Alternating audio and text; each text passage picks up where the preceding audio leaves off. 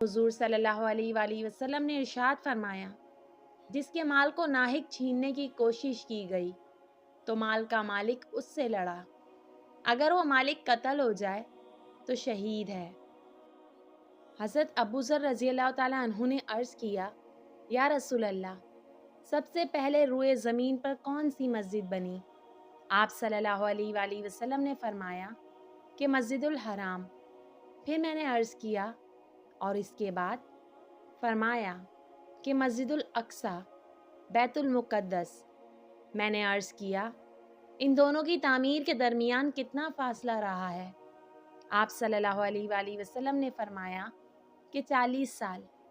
پھر فرمایا، اب جہاں بھی تجھ کو نماز کا وقت ہو جائے وہاں نماز پڑھ لے، بڑی فضیلت نماز پڑھنا ہے۔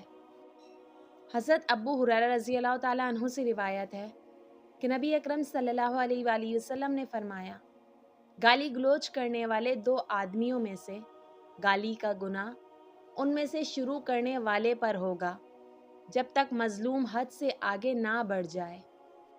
حضور صلی اللہ علیہ وآلہ وسلم نے ارشاد فرمایا، اپنے گھروں کو قبرستان نہ بناؤ۔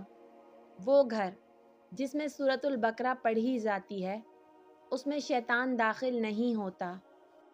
نبیوں کے سردار رسول صلی اللہ علیہ وآلہ وسلم نے فرمایا، 4 چیزیں رسولوں کی سنتوں میں سے ہیں۔ نمبر 1، عطر لگانا۔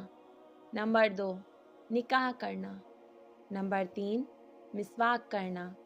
اور نمبر 4، حیا کرنا۔